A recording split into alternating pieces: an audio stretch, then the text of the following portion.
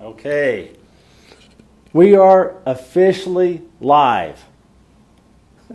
Okay, we're going to be talking about today mastery, the 8 steps to mastery. My name is Jeff Vogt, and I'm actually doing an event here July 14th called Tap Into Your Genius. And one of my performers is Oliver Bennett Schlaffer, who is a renowned cellist. And I'm going to look at the nice little intro he gave me.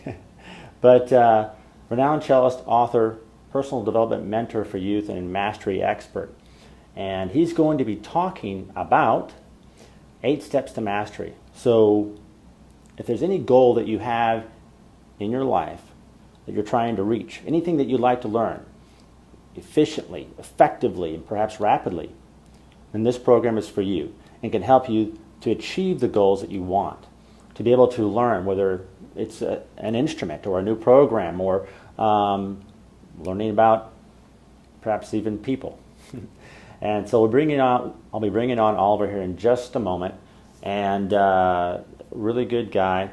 I also want to say this, for those of you who'll be watching, we're going to do a little contest here too. So if you can share out the program, on Mastery with Oliver, then we'll be going back and picking the person who shared that out, and you'll be able to win a prize. And I'll tell what the prize is in just 1 second, or a few seconds. And then for you to put in the comments, the second way to win is to put in the comments what is your biggest takeaway for today's program. Another thing that's available to you is that we have a free PDF download about the program, and that you can follow along with what the 8 steps or the 8 secrets to mastery are. If you go to imaginationmediaevents.com, and you can get a free download there and follow along with us in the PDF about what Oliver is just about to be talking about. And so we'll also have a little surprise in the program here in about 15 minutes. And then there you go. So I think we're set up. I think we have everything set up. And so anyway, shout out to everybody who's watching. I appreciate all those joining. And so, like I said, if you can share for us and put in the comments, that'd be great. I'd like to spread the word here. We'll also be putting this on replay for later. Okay, so now we're going to reach out to Oliver here, make sure our technology is working, and inviting him. And so that's sent. So once I see the magic. Good morning, Callie Young. She's here. She's live in the house. It's like I said, like we used to say in the 90s. Okay? Hey! Okay. All right. So we'll be starting here momentarily. We've got to get our, we're going to follow, there it is. I found the magic button. It's bringing on Oliver. It's going to take just a moment for it to do its thing. So clicking that, bring on Oliver. Yes, bring on Oliver. So through the magic of technology, it's going to take a little bit for it to add him to our program. We just got like hearts with eyes. It's awesome. I don't know who said that. Oh, here it is. Oliver wants to be in your video. And then I say, but someone was waving. Okay, so I had to say, I couldn't say wave. That'd be rude. So it's adding him right now. Oliver is about to come on once again. Cellist. Hold on, Oliver. I'm going to say it again. Oliver is a renowned cellist, okay? The guy has played in Carnegie Hall multiple times. He's also a good guy. I've met him, okay? I promise. He's a good guy. And he's actually in Montana. So he's a cellist. He's a best-selling author. He's a personal development mentor for youth and a mastery expert. Welcome, Oliver. Thanks so much. That's a very kind introduction, Jeff. It's a pleasure to be here. Yeah. Well, you're welcome. You deserve it. So anyway, what I wanted to start with, Oliver, was just asking you a few questions about your path in mastering the cello. And we've talked about that at another occasion. And then after about 10 minutes, we'll launch into the 8 steps, and we'll just kind of let you get going, and I'll ask questions along the way. And then what we'll do is after you've gone through that, we'll open the floor for anybody who's watching to ask questions of you live. Sound good? I'm happy to, absolutely. Thank you. All right. So, in terms of mastering anything, and like I said, I just want to reiterate, I think that the advantages of what we're talking about today is that there's so many different things that we want to take on and we want to learn, and perhaps we just feel like it takes too much. But I think there's certain ways to learn in which we can learn it more quickly, learn it more efficiently, and also even master it. So that's what we're going to be talking today. I think it's going to be very beneficial to help you to go from here to here, the goals that you want, the things that you want to achieve, things you need to learn, perhaps to advance your career, advance your relationship. So anyway, with that in mind, I wanted to ask just a few questions to get more background on you and let people know part of your story. And so to me, when it comes to mastering something or getting very good at something, there's a key decision that one makes. And that's when big change happens in one's life. And so what was the key moment or decision where you went from a good player to exceptional and to where you began to master your instrument, the cello? Well, the cello is not the easiest thing to master. I wouldn't say even today that I've mastered it. It's something that it's a constant process. But Hard, yeah. But I would say that as a kid, I struggled for a long time and tried to get as far as I possibly could, but kept kind of hitting up against a wall. And I really think that what I was struggling with is something that's most people struggle with whatever they endeavor to do, and that is really personal accountability. I think the number one thing that the cello taught me growing up was what I like to call self-integrity. I have a son who's 5 years old, and he's currently taking karate, and I had a chance to meet his karate instructor at his camp recently, and I was asking the instructor, so do you teach the mindset of martial arts? And he explained that he did, and talked about self-discipline, and he talked about integrity, and he said, but integrity is generally regarded as something that where you do the right thing even if nobody's watching, right? And he said he would take it even one step farther than that, and said that integrity is also doing the right thing even when everybody is watching, but it's not the popular choice. Well, for me, I would take it one step farther and say self-integrity is something where you know in your heart when you're doing your best. And oftentimes we try to shortcut that path, But personal accountability is knowing that when you're not doing your best, you're not okay with that. Nobody else is going to know if you're doing your best except for you, So that's, I think, the main key moment was when I said to myself, okay, enough is enough. I have to really put forth the maximum effort and not be okay when it's not the best effort that I know that I'm capable of putting forward. Right.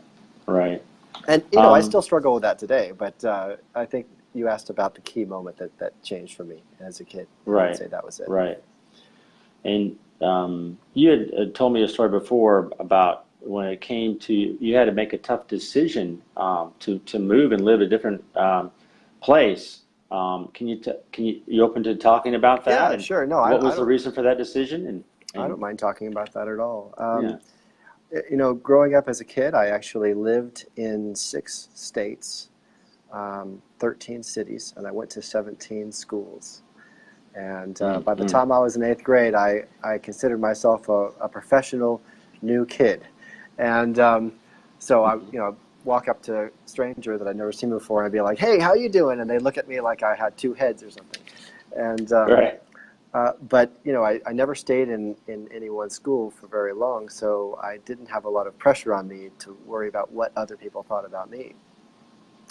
So that was something that I think was kind of liberating, but it was very difficult to study the cello because I was constantly having to change teachers, and there were situations going on in my family that constantly required more and more moving. my father was a musician, and also my stepfather, he was not a musician, but for whatever reason had many opportunities that he needed to relocate us. So I, I became very frustrated by the time I was 15. There was a time that I considered even putting the cello down, but it was something that I'd always wanted as a kid. A lot of people that I knew always kind of went through school not really knowing what it is they wanted to do, what direction they wanted to take, or what they were passionate about. But for me, music was very, very much a part of what I wanted to do, and I kind of always felt like I had that direction. So it was really a big turning point for me at the age of 15 to say, well, in order for me to create the stable environment for me to actually move forward with this, I'm going to have to do something drastic. And I took my grandparents' invitation to go and live with them for the remainder of high school, and that was a hard choice, but it ended up to be a good choice. That's great. That's great. Oliver, why don't we start into these 8 steps here? Does that sound okay with you? Oh, I'd be happy to do that, absolutely. Okay, good. I just want to remind everybody that if you go to imaginationmediaevents.com, you can get a free PDF. I agree, Dawn, it does help to know what you want. And we'll be talking about that in a moment, won't we, Oliver? I believe right? we will. We might okay, just touch having on a purpose. Yes. Okay, all right. It's part of it, yes. And I am clever, Tricia. Thank you. I appreciate it. Okay, no. But anyway, so if you go to imaginationmediaevents.com, you can get a free PDF of the 8 secrets right there, and we would love for you to do that. And also, just to let you all know that I'm doing a special event called Tap Into Your Genius, and Oliver is one of our performers. And it's a mix of cinema and live performance and fine food tastings. And the premise is that genius is not just for the few and just for the lauded individuals that we see through history, but that because of the way our brains are designed, that if we tap into the techniques and processes of geniuses, we too can achieve amazing things. So would love it also, if any of you who find it interesting, would like to come to the event, you can go to that same website and buy a ticket. It's July 14th here, Saturday in Dallas at 7 p.m. Okay, Oliver, you ready? Absolutely, absolutely. Okay. So how about we reveal what the first secret, or however you want to start? Well, sure. I'll just say that, I consider myself a lifelong learner. I think a lot of people do. I try to encourage the young people who I work with to embrace that idea. I think all too often we see kids graduate high school and they're not really that excited to continue their learning because of their experiences in high school. So I try to really emphasize the differences between learning and education. And learning is, having that passion, that curiosity, the things that you want to know, that we're all born with those types of curiosities and things that we're interested in. Education is more or less just sitting in a box being lectured to about things you may or may not really care that much about. And so it's hard to become as passionate about that. But if you associate that with learning and call it out learning, then it's difficult. So to that end, I'm constantly trying to learn new things in my life, and I have mentors even to this day. And one of my mentors was actually a multimillionaire real estate investor. And he shared with me the secrets to success in real estate investing. And so I thought when I learned those, how he described those, that it's actually quite applicable to what it is that I do in music. And I think it'd be interesting for anybody out there who is looking for some type of formula that would be that would make it possible to really go out and master something that you're passionate at. A lot of people talk about how you shouldn't follow your passion because you might not be good at it. Yeah, but what if you had a formula to be good at it? What if you had a way to follow your passion and make it something that you were really good at. And Absolutely. and And so it's intriguing. Yeah, I want to hear. yeah, so that's really why I think it's so valuable to kind of have these steps presented in the way that I'm about to share with you. That's Um, great. so so the first step to mastery is to have a burning desire, a burning Mm-hmm. desire to succeed at something. I mean, um, there's no question that to actually become professional or to actually master anything is going to be kind of a challenging road because there's going to be setbacks, there's going to be roadblocks, there's going to be things that you didn't expect or that you didn't anticipate. And so, Mm-hmm. how are you going to overcome those things? Well, if you don't have that that burning desire to succeed, then it's going to be hard. It's going to be really hard to overcome when the going Sure. gets tough. And so that was the thing that really moved moved me along in my journey. Uh, I didn't have a plan B. Music is what I wanted for sure, and I ended up having to really push my limits. But the only thing that took me through that journey was the burning desire that I had to be a professional musician. Right. So Let me say to the audience real quick, Oliver, we're going to take questions from you all after he gets to the 8 steps. I'm going to ask some questions along the way. Hopefully, I'll be thinking a lot of things that you guys are thinking as well. And but if not, hey, yeah, please, when he finishes the 8 steps, then we're opening the floor to you to answer your questions live. So go ahead, Oliver.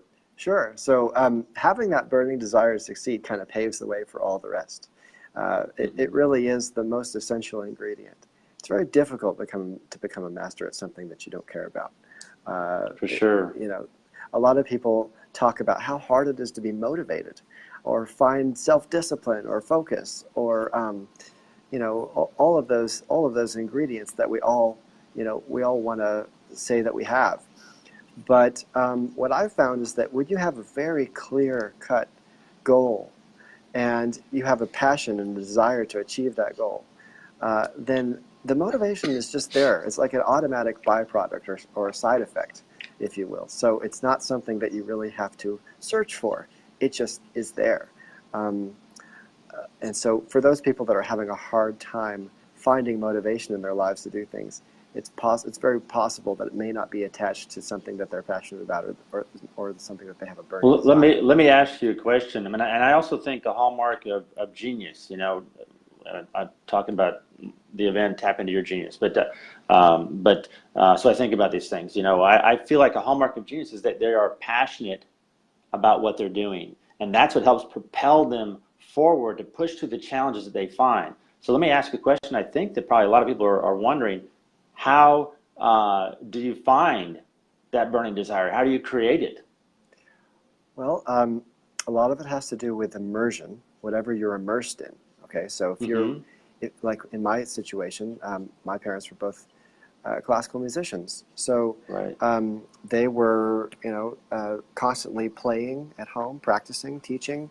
I would go Yeah. to concerts to hear them perform or to hear others perform. Outside of that, we were always listening to music, at the dinner table or in the car. I mean, I was constantly immersed. So I think the Mm. immersion is the key thing. Now, a lot of people said, "Oh, well, your parents were musicians. That means you were given the musical gene, or so to speak." And Hmm. I've heard that all too often, and when I hear that, I just smile politely. But I don't believe that there's any such thing as a musical gene. I think that I actually, after being a teacher for 20 years and working with so many kids, I actually don't really believe in talent anymore, to be honest. Right. Um, Yeah. You told me that. How about we just since you brought it up, you said something unusual, is that you don't believe in talent, and that's going to make a lot of people go, "What? I mean, you're supposed that kid's a genius. So that kid's got so talented." yeah. What is your thought on that? Well, I know it could be a kind of a controversial subject, and there's a lot of people out there that might disagree, and I certainly appreciate that. Sure. Sure. But I'd be willing to explore how talent doesn't really exist because, in my view, having worked with so many students, I feel like in the best case, it's kind of an excuse Hmm. to talk about talent, and in the worst case, it's kind of an insult. It's kind of an excuse because oftentimes I meet people that say, "Yeah, I tried something, but I wasn't very talented at it, so I gave that up." But Hmm. sometimes, but that could easily also be read as, I didn't really put my all into it, and so I didn't, do it that well, and I gave it up. On the flip side, I call it an insult because, if you come up to somebody that plays beautifully and you say, "Oh, you're so talented," you're kind of discounting or shortchanging the fact that they put so much work in order to get to that level. Right. Right. In the music world, people like Yo-Yo Ma are very revered for what a genius he is in music, and no question about it. He's one of the most amazing musicians on the planet. But I'm not sure that his genius on the cello would be exactly the way it was if it wasn't for the immersion that he got and the instructions that he got from his father and the other influences that he had. Right. So there's certainly quite a lot of work that did go into it. When you call a kid talented, it's kind of a dangerous thing to do because it kind of sends the signal that they should strive for a high goal without having to work very hard, with the least amount of effort. At least. Well, let me ask you this question, and I wonder about this. Just like, I also feel like people perhaps are born with certain gifts. I mean, we have, it just seems like certain things come to us more naturally than others. So, in regards to what you're saying, how do you feel about that concept? Well, yeah, I definitely think that we're maybe born with certain inclinations, but it's very difficult to say that. It's very difficult to say whether it actually is part of our genetic makeup or because of our environment. Because It's a tough one. compare It's a two tough people. question. I could tell you that if you look around the landscape in the professional music world, you can't say that every professional musician in an orchestra had musician parents. I mean, that's just not a very logical argument to make. And another thing that you could say is that just because you do have musician parents, that therefore you would be better in music than someone who didn't. I mean, it really, I think, comes down to the influences that you had as a kid and the immersion. I think the immersion is key. And so that would not be nature as much as it would be nurture, in my opinion. I've also had the opportunity to teach siblings, an older sibling and a younger sibling. And almost in every case, the younger sibling ends up performing to a higher level than the older one did. And even when there's no other musicians in the family.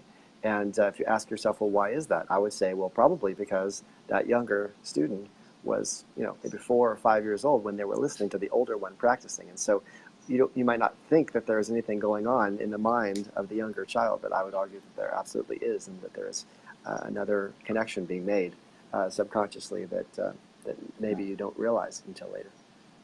Well, Oliver, let's try to go, if we could, through the 8 steps by say 8:45, Yeah. and then we can open the floor to questions, and that way we can kind of keep things going for our audience. Yeah. No problem. If you're are you ready for Secret 2? Oh, sure, absolutely. So, okay. So once you have that burning desire to succeed, then the next step is to get your mind right. Okay. And so my mentor in real estate, he was a multimillionaire real estate investor with over 40 years experience. And he said, well, you got to get your mind right because,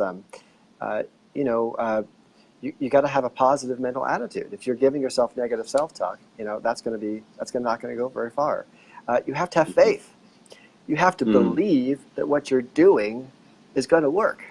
If you don't have belief in yourself, you stop yourself in your own tracks. I think one of the biggest problems in the world. This is not a young person problem, or a U.S. problem, or a Northern Hemisphere problem. I think it's a worldwide problem that we tend to have too much negative self-talk. And for sure.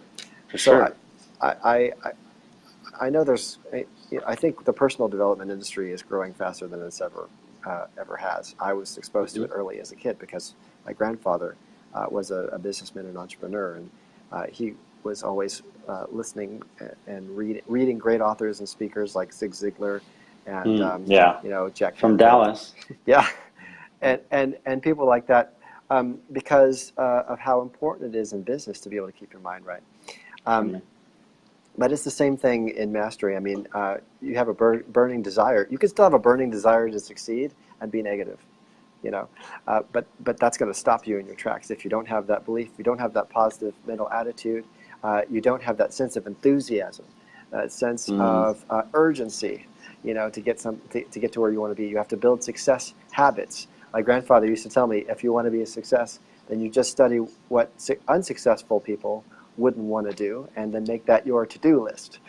So, Okay. for example, what would an unsuccessful person not want to do? Well, not get up early in the morning. That's maybe the first thing, No, that's no, I can't do that. Okay, all right, I'll well, do you it. could come up with your own list. I don't know, but No, you I'm know what I'm kidding. saying. Basically, is that whatever you perceive as somebody who may be less successful wouldn't want to do would be probably the things that you wanted to do. Build those success habits. So, Let me ask you yeah, a question if I could. sure. Just how does one develop that faith?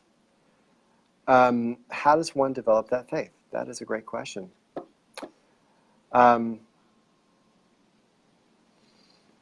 I think that immersion is really key.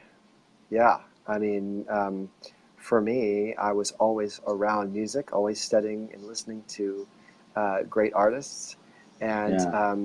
just so much so that I didn't really have to think too hard about it. It was just always around me, and something that I was always feeling.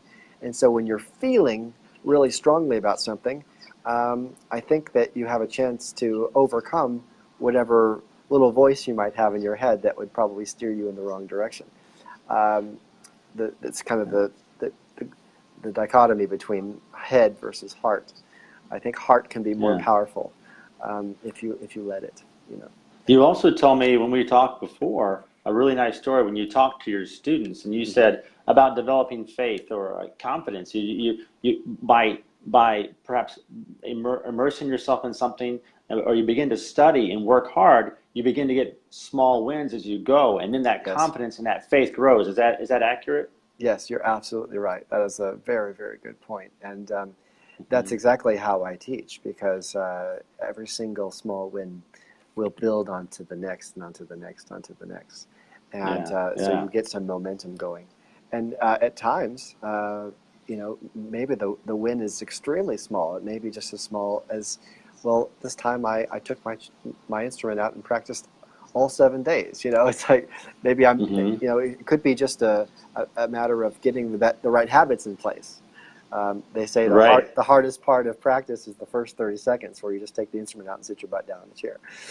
Absolutely. So Yeah. that could be a small win right there, couldn't it? I found, yeah, one of the little techniques that I found is like writing a screenplay. This is something that might be helpful to people, but also what you're talking about Yeah, is that to get it done, I would say, okay, I'm just going to write 15 minutes yeah, every day. And yeah. I would sit down for 15 minutes, but invariably I'd write for an hour, 2 hours, and then 3 months I had a whole screenplay. So, Right.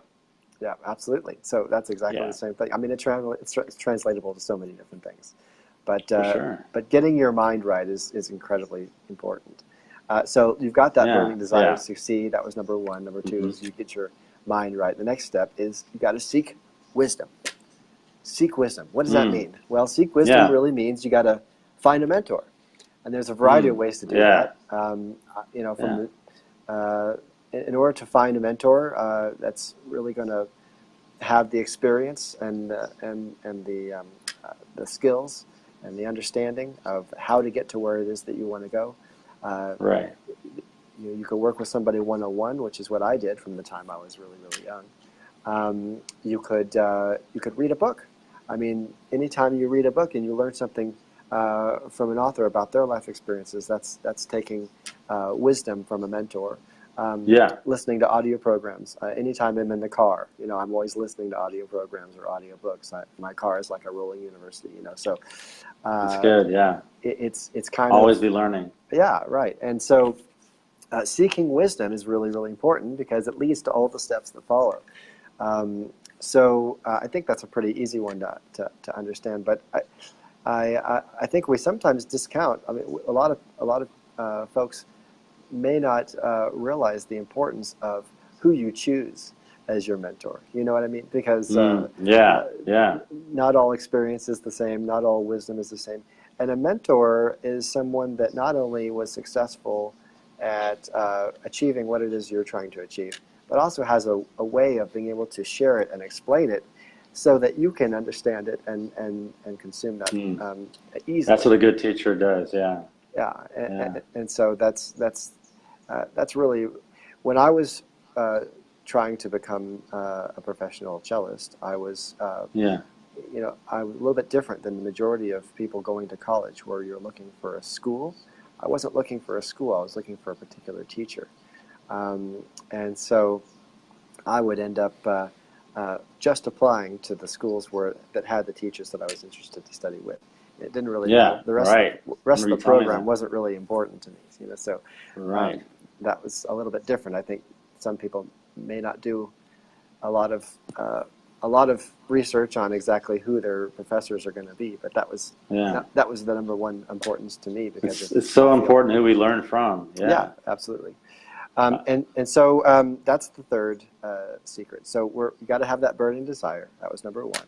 Number two is Right. you got to get your mind right, and then Right. number three is you got to seek wisdom. And the reason you got to seek wisdom is for the fourth secret, which is you got to build skills, right? Skills. Hey, let me ask you, Oliver. There's a little tapping sound going on. I don't know if you're banging your pen or something like that, or a piece of paper. Nope, not. But it could be my little microphone here dangling from my shirt or something like Okay, yeah, be careful. We're getting a little tapping. that. So, Okay, good. Thanks for as a video producer, I think about things like that. Absolutely, So, it's because fine. on replay, I will go, why do you tell them to tapping? They keep on tapping. It's Well, driving me because crazy. tapping in a So, genius, right? That's oh, that's amazing, Oliver. I didn't even think of that. Wow, you're amazing. Okay, yes, tap into your genius. July 14th. yes. Okay. Okay, so the fourth step is what? The Uh, fourth secret. so the fourth secret is you got to build skills, and that's why you seek the right Mm, wisdom, right? Because when you have a mentor, they know exactly what the skills are that you need yeah, to what build, skills you should. and so you got to be very deliberate about making sure that you're on the right track to learn those specific set of skills that are necessary for that particular activity that you're involved with. So, learning the cello, there's a very specific set of skills that have to be mastered. So, we work on Right. those. And in real estate investing, which is, I learned this from my real estate mentor. There's a very specific set of skills that you have to learn in doing that as well. So, Yeah. Yeah. it's very, very important that you're setting about learning and building and mastering the right skills, because without those, it could very much limit what it is you're able to achieve. Yeah. For sure. For sure. So we've got having that burning desire, right? The next Hmm. one is getting your mind right. The third one is seeking wisdom. Fourth one is building skills, and the next one is you got to have you got to build or make detailed plans. So Detailed plans. Let me say something to the audience real quick, yeah. Oliver. Just wanted to mention, if you guys would like to have a free PDF download of all of the 8 secrets, you can go to imaginationmediaevents.com. And also, we're doing a contest. So if for those who will share out what we're doing here right now, the broadcast, and or put in the comments what your biggest takeaways are from this.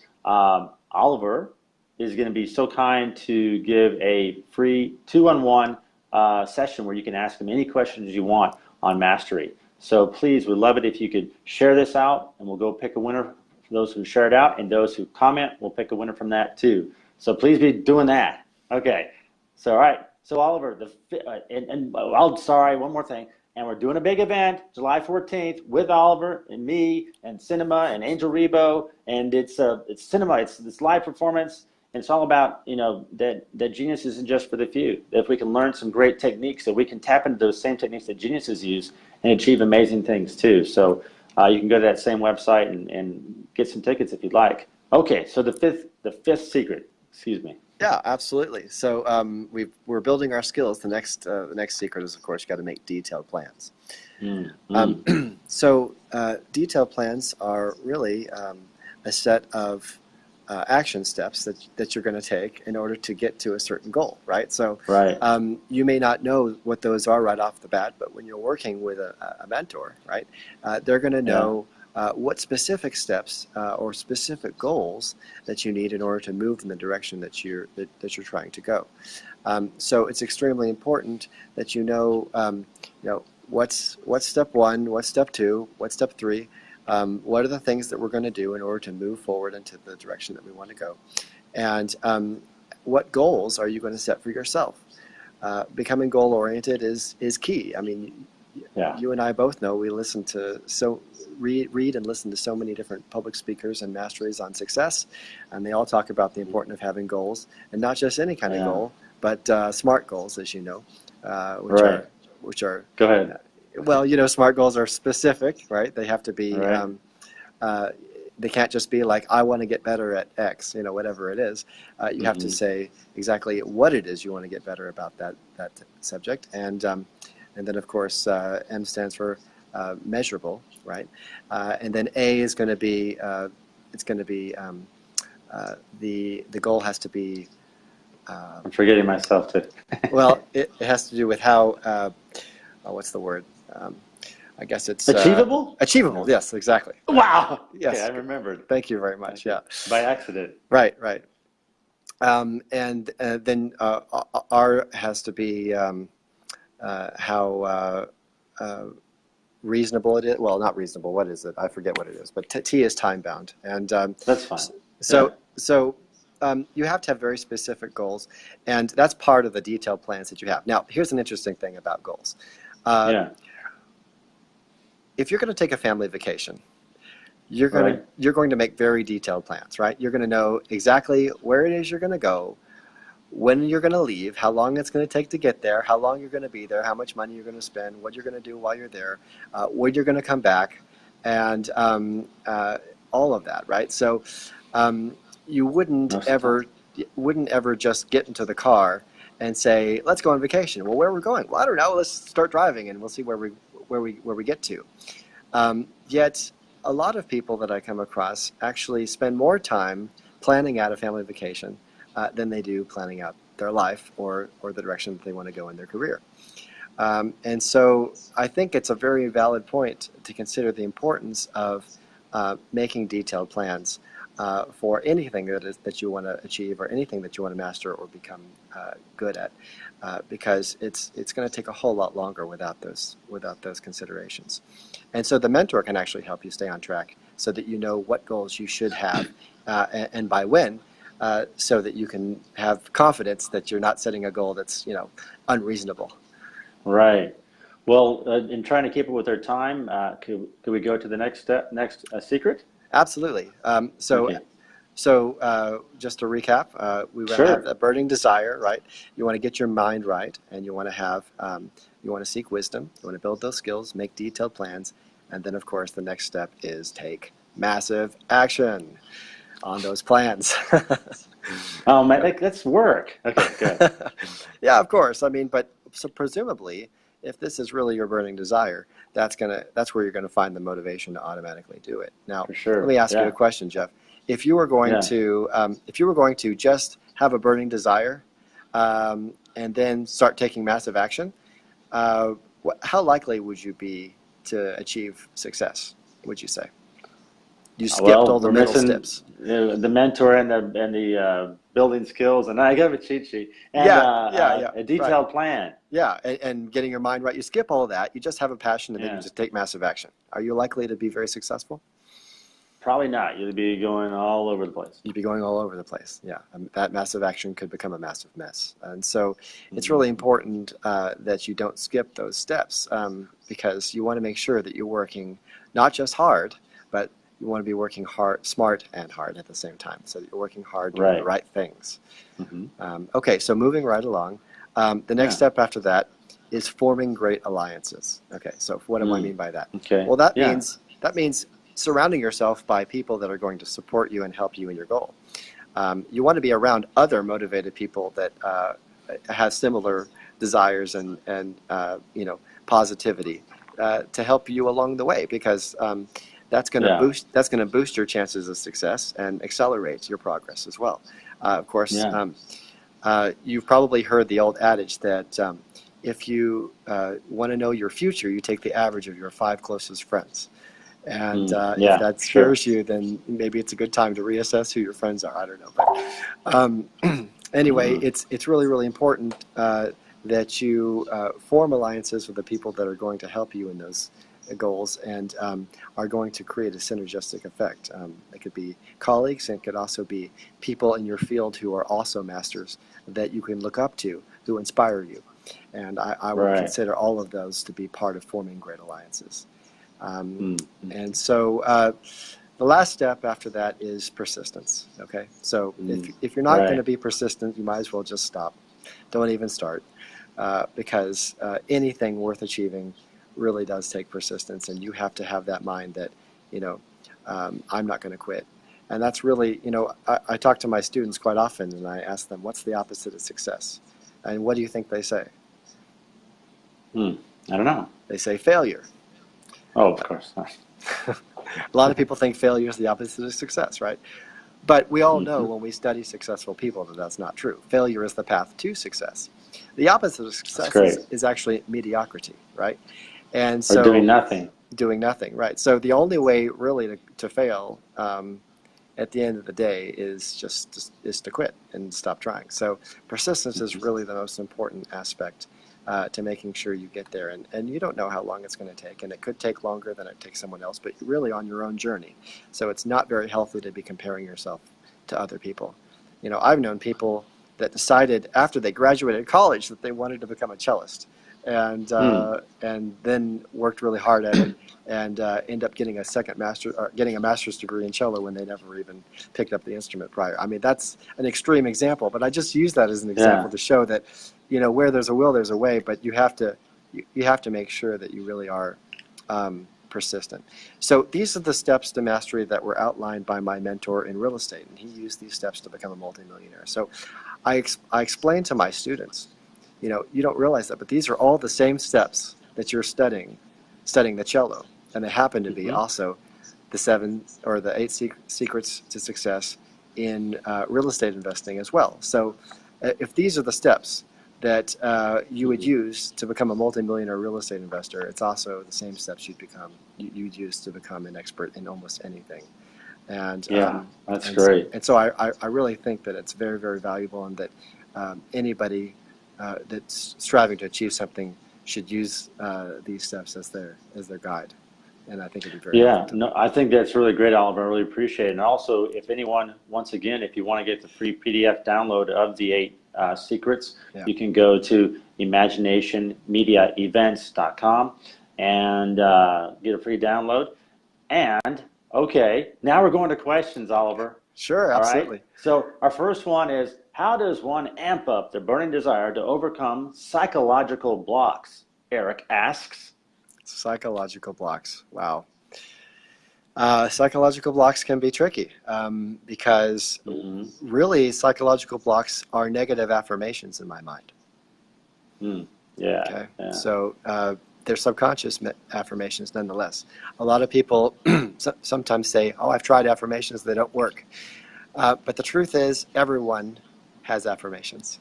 Everyone already. Of course, The all that's question, happening, the question, regardless. Yeah. the question is, are they positive or are they negative? And so, Hmm. for the majority of the people, they may not be aware of the subconscious affirmations that they're giving themselves on a daily basis. And Yeah. so, I would say that part of building success habits is understanding that the most successful people are constantly working on their mind, constantly feeding themselves the messages that they want to hang on to, and Right. reducing the chances for giving themselves the negative, reinforcing a negative pattern.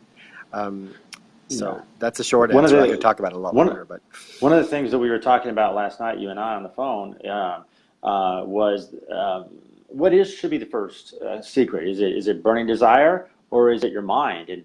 And you had some good points. I still lent myself towards your mind. How important it is that we have to stop negative thinking. We have to overcome limiting beliefs that we have.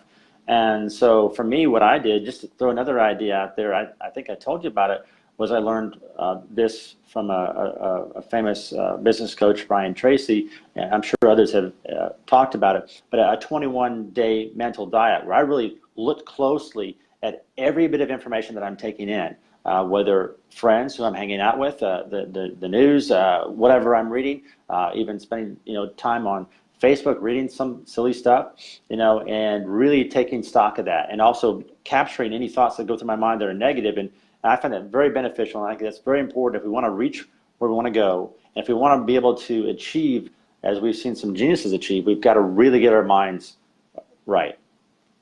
Yeah, I could just say, add to that a little bit. I don't know how much time we have, but I would Yeah. just add to No, that. we're waiting for some more questions. So anybody have a question, please tell us. We'll see it on the screen, and well, you can ask Oliver. You know, one thing that Tony Robbins talks about, and Tony Robbins is probably arguably the most famous personal development expert in the world now, and reaches hundreds of thousands of people, if not millions. And one of the things he talks about is how you are not your mind. And Right. that's a very difficult concept for most people to kind of get their head around, to think about that. Well, how am I not my Yeah, mind? what does I that mean, mean? Right. because when you say I am, isn't that my mind? Isn't that all the things that you've all the different labels that you've accumulated over the years to establish who you are? I mean, isn't that who you are? And so he makes the point that when people are suffering, they have certain things, negative beliefs that they believe, that they think about all the time. And if you are to look around, you'll see that many people are giving themselves the same negative self-talk. So if you, I've been in an event where he had over 10,000 people in a room, and he was talking to someone who was dealing with some extreme life challenges, and the person was crying and talking about the problems that they had with the struggles with their career and miscarriage and such like that.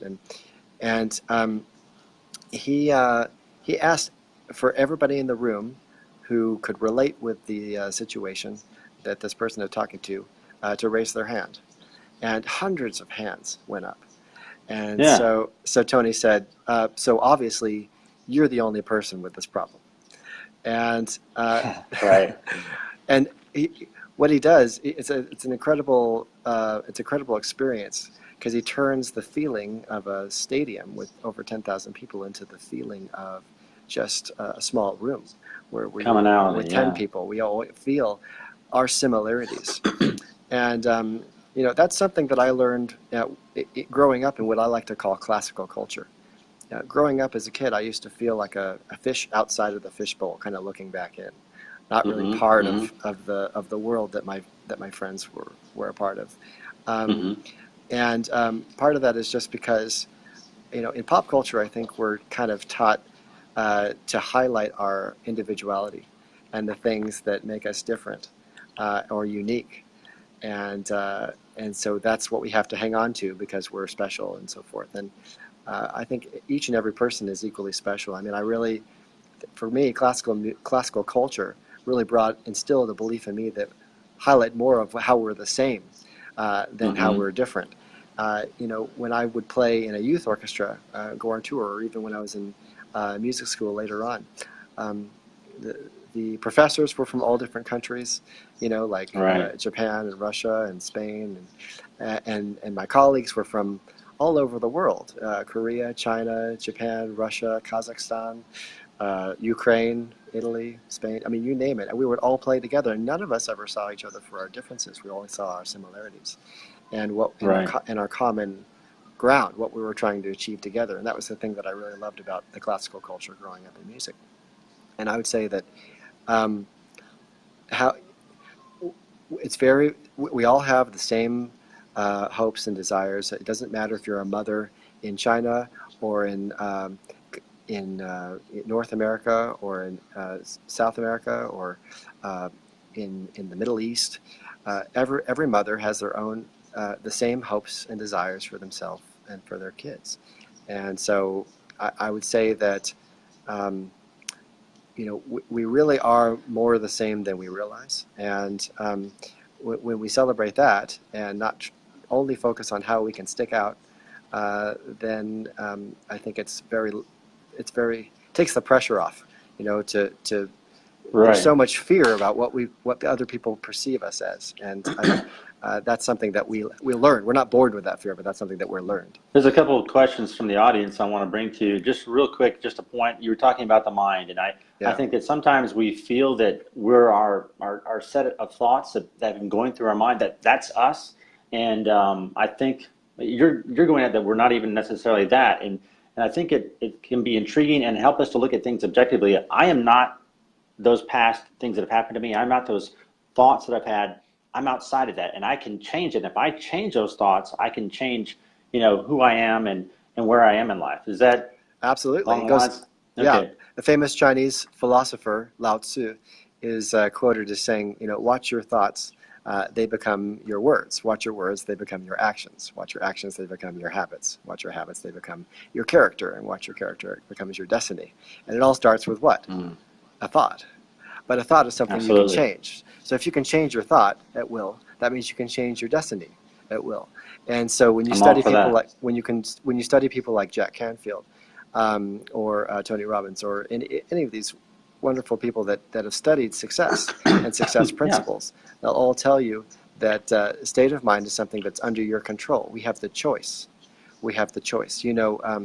Stephen Covey in his 7 Habits to Highly Effective Living, Right. Highly Effective People, he says that in between stimulus and response is a space. And what you Hmm. do in that space determines your destiny. Yeah. Yeah. So many people are living in a world where they react. Reactionary. Yeah. Yeah, and so when you react and you live in a life of reacting, you're not in control. Right. The way to really take control is to understand that before you react, you have a choice as to how you react. For sure. Yeah, I mean, for example, let's say somebody wakes up in the morning and it's raining outside. Person A, right? It's raining outside and they're like, oh no, it's Hmm. overcast. I hate it when it rains. It's going to be, it's going to be so miserable today. I'm going to get wet everywhere I go, and the humidity. It's uncomfortable, and this is just going to be a really gloomy, bad day, right? Person Hmm. B wakes up and says, "Oh, it's raining outside. I love the air when it rains. This is fantastic. What a wonderful day to curl up with a good book. This is going to be fantastic." Well, so Yeah. here's my question: who's right? Mm. Both are right. Or both are wrong, or however you want to look at it, right? Hmm. But Yeah. the point is, our experience in life is based on how we choose to react. So that's our Sure. choice. The greatest gift we're given in life is our choice. But a lot of people Well, don't realize what your choices are. But when you're more aware, and that's what personal development is, to mhm. me, the whole field of personal development is becoming aware of what your choices are. Because the more Absolutely. choices you're Yeah. aware of, the better choices you can make. Well, let me ask a question from our audience, and hopefully I'm asking this right. This is from Elle. And she was asking about how can we establish healthy life rhythms? Do you have any thoughts on that, establishing healthy life rhythms? Yes, well, absolutely. That could be also considered success habits, right? If you're trying to Hmm. emulate people, oftentimes you hear people talking about having a successful morning routine to get your Absolutely. Way you day get up in off the to the right, morning, to get it set off your to the right mind, and start. Absolutely, it's very, very important. A lot of meditation is more powerful or more popular now than it's ever been before. People hmm talking about getting exercise in the morning, breathing, positive affirmations, waking up with a sense of gratitude, reminding right. yourself that you're in a good place. If you live in the United States, then you're in the wealthiest 1% in the world. Hmm. And things like the perspective. Controlling your perspective. So all of these different things are important, I think, for getting your mind right. I've certainly studied a lot of them. I would say that small steps at first. Now it depends on where you're coming from, because if you're just trying to make a minor change, then it's just a matter of maybe starting off listing the things that you want to do, and then maybe setting alarms to remind yourself, because it has to become daily. Uh, Building habits takes time, right? Right. And in order to build a habit, you have to be consistent for a certain period of time. So you have to be able to be strong enough to stay consistent for a certain length of time until it becomes a habit. Um, Hmm. so I once read a book that was talking about the 15 secrets of time management, right? And one of the things they Right. talked about, they were studying, I think, a handful of billionaires, about 200 entrepreneurs and valedictorians from Ivy League schools, and they were talking about how to set yourself up for success and have success habits. And one of those things was to defeat your future procrastinating self. defeat your future procrastinating self. There you go. I said it. And so Right. that requires thinking about, well, okay, so if I know I want to jog early in the morning, right? Let's say I'm not really good at I want to wake up an extra 30 minutes and then go jog a mile or two or something like that, right? Right. But you're really good at hitting the snooze alarm. Well, what is my future procrastinating self going to want to do? Probably hit that snooze and go back to sleep. Okay, but so what could you do to defeat your future procrastinating self? Well, here's one thing. You could put your alarm clock on the opposite side of the room, right? Force you to get out of bed. Maybe put your jogging clothes on the floor so that you trip over them on the way to the alarm clock. So you're already out of bed. You just hit the alarm clock, and you've got your clothes sitting right there, and you're like, well, I'm already out of bed. I might as well just go ahead and get dressed and just do it. Right. Maybe for my students, trying to get them set up to practice, they might set up their cello outside of their chair, their cello, their music, get it all set up so it's in the room, the first room they walk past as they come home from school, or something like that. There's a lot of different things that you could do, but the idea is to come up with the ways that you might procrastinate, or you might be weak, and strategize how you could defeat your future procrastinating self. I really like that. I thought that was a very helpful tip. Yeah, just another tip from Angel Rebo, and he's going to be a performer at the event July 14th, Tap Into Your Genius. But anyway, he mentioned something nice, a kind of an interesting practice, and that's kind of a mindfulness thing. But that where twice a day, say perhaps at noon, and then maybe later in the afternoon, you take the time to go be by yourself, 5 minutes, quiet your mind, meditate, and then assess the day. Yeah. You assess the direction where you're going. Are you moving towards your goals? And also look into. It's also was a way he was prescribing how to find blind spots. In your life that you maybe assess. Like, am I going the right direction? Kind of look at your life as well at those moments a couple times a day. So that way you're being more effective, and you can also see where you might be being steering wrong.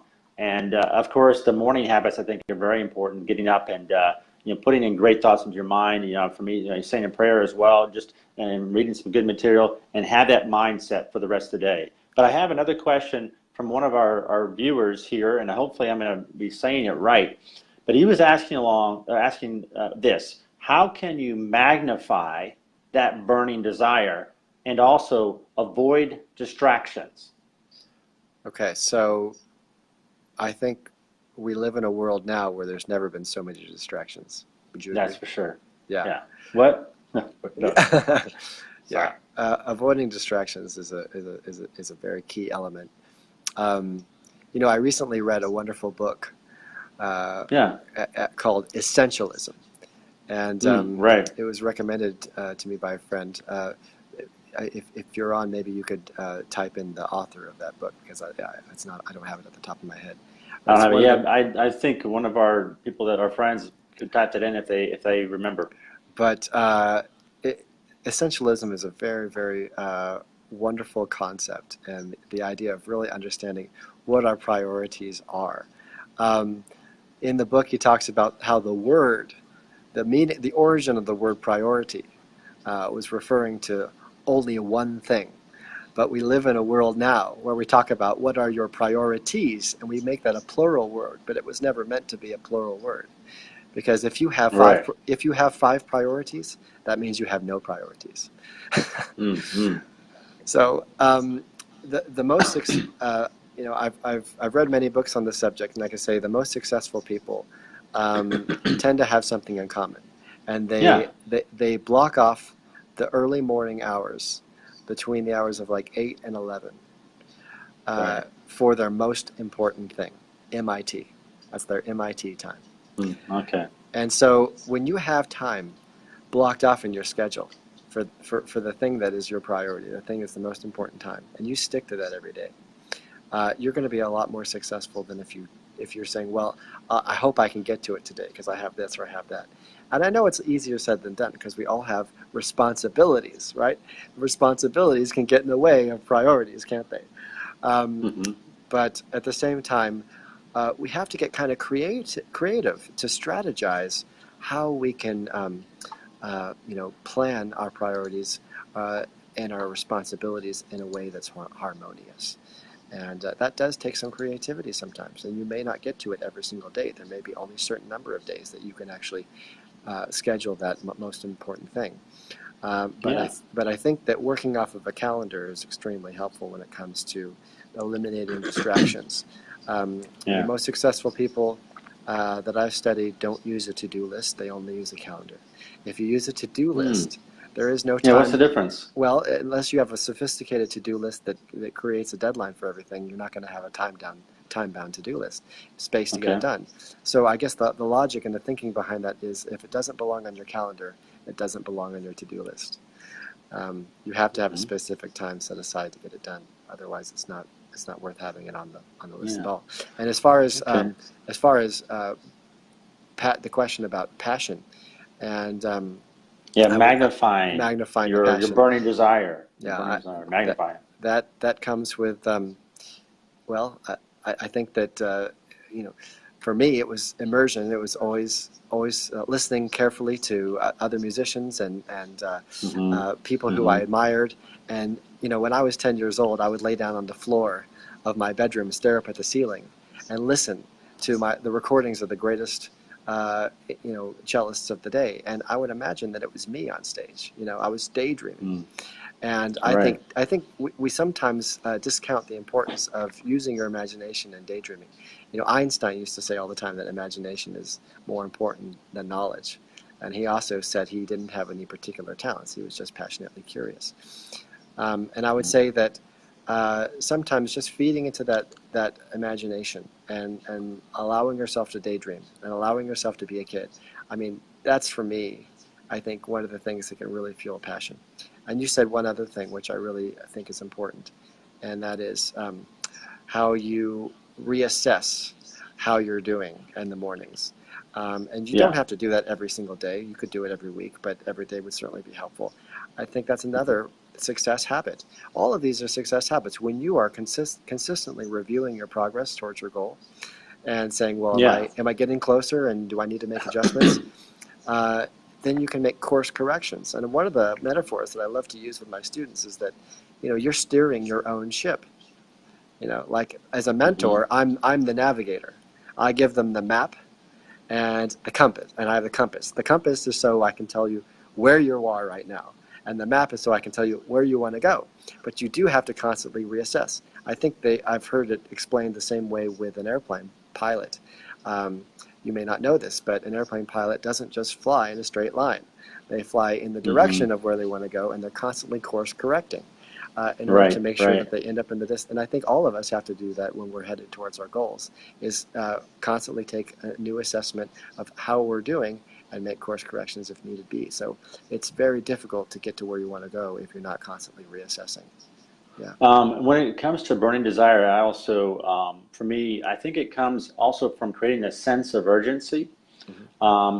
When you can, and so for me, looking at myself, just this new year, I said, if I continue the path that I'm on, Mm. then I want to be in the same place I am next year. Right. And so where a sense of urgency came from me was, I do not want to be reaching the point of my life ending and look back Yes. and not have achieved my life dreams. Yes. And so that is a driving force to me. But Mm. I also find that as I have given myself that urgency and I move towards my dreams consistently every day, Mm. that burning desire just starts building and building inside of me. And I think we talked about it last night. Instead of that kind of sometimes information we read to kind of kick us in the butt and get us going, Mm-hmm. it is something deeper, something stronger. It's where I call it inspiration. And when I'm Mm-hmm. inspired, then I get a whole lot more done. And then it just kind of builds on itself. So Mm-hmm. there you go. Absolutely. This might be a great way to close, actually, because Yeah.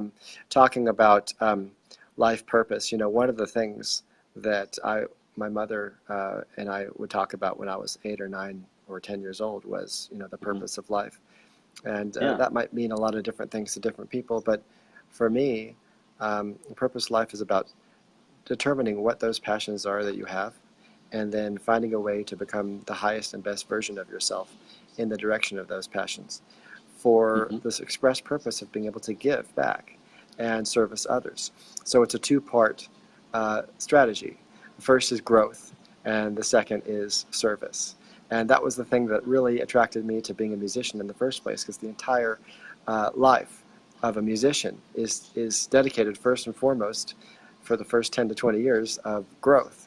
And then the rest is so that they can take the stage and give to an audience and serve. And that's the thing that is very fulfilling.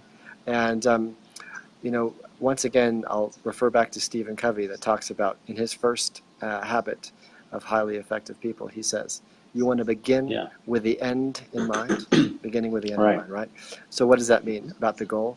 Well, I would say that for me, beginning with the end in mind took a different form in my mind after I heard Steve Jobs give his commencement address to Stanford University. He talks about how knowing you're going to die is the greatest motivator that he's ever known, to think that you have something to lose. He talks about you're already naked, you have no reason not to pursue your dreams. And I think about that all the time. I think about beginning in the end with the end in mind for me means thinking about the end of my life and looking back. And what are the things am I going to regret? Or what are the things am I not going to regret? And that's really the compass that I go by when I'm trying to make decisions as to what I want to do with my life. And I really do think that life should be about having a plan, more so than not having a plan, so that you can minimize getting to the end of your life and having a lot of regrets. Sure. Well, that's great, Oliver. I want to thank you for coming on the program here today and with your 8 secrets to mastery. I also just want to tell the audience that Oliver is going to be appearing at an event that I'm producing and creating, and called Tap Into Your Genius. And the whole topic will be about, what is genius and how can we tap into the techniques of geniuses and achieve amazing things. And so it's going to be a lot of fun. It'll be a nice, unique date night or night out with friends where we're mixing cinema and live performance with Oliver and also Angel Repo. And we'll also have some fine food tastings and also a chance for the audience to participate in the discussion. So it's going to be a lot of fun. July 14th is coming Saturday night at 7 p.m. And so if you go to imaginationmediaevents.com, you can buy tickets, but also you can get a free PDF download of Oliver's 8 secrets, okay? So Oliver, thank you so much, and thank you for all the friends and people watching today, and we'll talk to you all later. Thanks a lot. Thank you. All right, bye-bye.